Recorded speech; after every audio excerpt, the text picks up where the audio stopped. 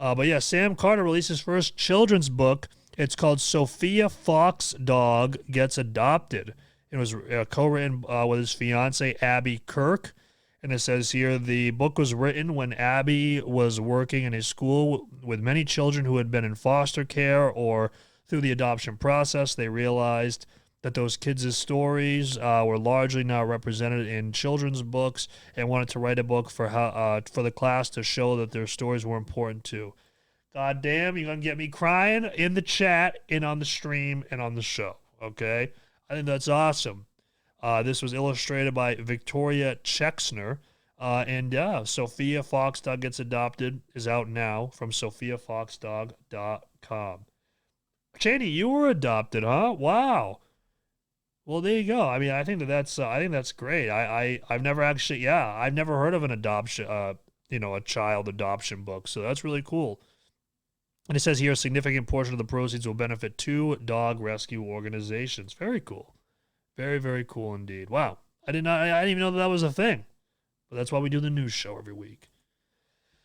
August Burns Red are recording a new album. You know, they obviously signed to Sharptone Records. This is their 9th record. It says here, Pennsylvania metalcore veterans August Burns Red are currently in the studio working on their 9th studio album. Tracking is once again taking place at the Atrium Audio in Lititz, Pennsylvania, with producers and studio owners Carson Slovak and Grant McFarland. So there you go. New August Burns Red on the way very soon. We got people in the hallway at my apartment going crazy. You'll love to see it.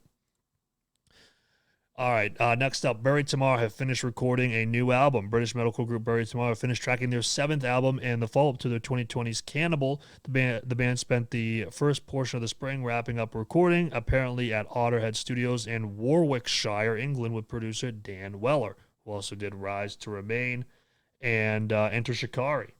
So that's cool. Buried Tomorrow, I know they have a new clean vocalist now, which I've got to be honest with you, a big part of my appeal with the band was the unique clean vocals. So I'm still looking forward to it, but we'll see what happens. ABR is one of the few bands I follow on socials. Stuff looks promising so far. Awesome. Yeah, I think ABR, they kind of have their thing, but they do a very good job at doing their thing. ABR signed with Sharptone. That's awesome. Yeah, they signed with them quite a few weeks ago, but yeah, they're working on an album for them. Absolutely. Yeah. Next up, I wanted to talk. This is cool. Okay, I don't know if Tank is still in the chat. It's been a little bit, but I don't know if Tank is still out there. I don't know if he's, chilling. I don't know what's it lurking. I don't know if he's lurking there in the background. But either way, this is a fun story to talk about. So this actually kind of ties into me personally. So this band here, Wind Waker, they put out their debut single with the label Fearless Records. So here's where this comes into play. So as you guys know, I do reaction videos on my channel. In Fearless Records, they commented with this, saying, hey, have you listened to Superstitious Fantasy by Wind Waker? You might want to check it out. To which I responded with, giving them my email so they can whitelist the video, aka remove the copyright on it.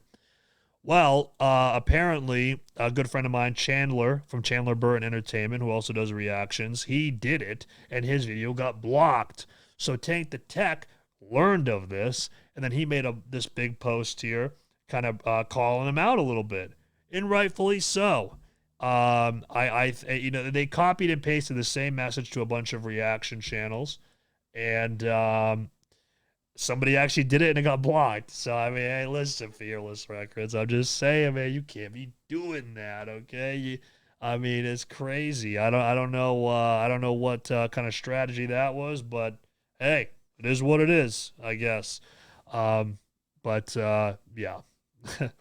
We got a few more things to talk about here, a couple tours, and we'll go over a couple tracks real quick. But the Acacia Strain have announced a summer tour with Malevolence, I Am, and 156 Silence.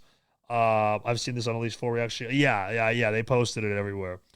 But this tour here goes from June the 24th to July the 17th, and it ends at a place called Wally's on Hampton Beach in New Hampshire, which, for those of you that know, I live in the state New Hampshire, and that venue is literally 5 minutes from my house. So I'll probably be going to that show Maybe. I don't know. I don't like to leave the house very much. But I'm looking forward to that. It's gonna be a heavy boy tour for sure. Northlane and Silent Planet announced North American tour. So Australia's Northlane will tour North America. So it's going to be bringing Silent Planet and Avoid. And I believe that there's one more band that they're going to be bringing as well, which I don't. I know that this is older news, but I did want to cover it just in case. But that's from July the 13th to August the 25th. Motionless in White debuted their new song Masterpiece, which we checked it out on stream. I thought it was an okay track, very Breaking Benjamin-esque. Do bash Wind Waker for Fearless's F up. Yeah, I mean, I didn't bash Wind Waker, but I did, Fearless, I just wanted to bring it up. It's kind of newsworthy. Yeah, Motionless White's new track Masterpiece. I thought it was okay, very Breaking Benjamin-esque, nothing too crazy. I preferred 𝗧𝗛𝗪 much more. And this track, I think this was my track of the week. Hollow Front put out their new track Heritage. Which I really liked it a lot. And they said here, Heritage was created as a response to those who validate systemic racism by justifying it under the guise of heritage. The band explains if anyone claims their heritage allows for hate to thrive and violence against a targeted group of people to be inconsequential, then the song is for them. So, yeah, I really liked the song a lot. It was super heavy. I really liked it. I like it when Hollow Front amps up the heaviness a little bit, and they did so with this track. But that does it for this week's episode of the Warped Report. Thank you all so much for watching, and we'll see you right here, same time, same Out of Line YouTube channel. And until next week, peace.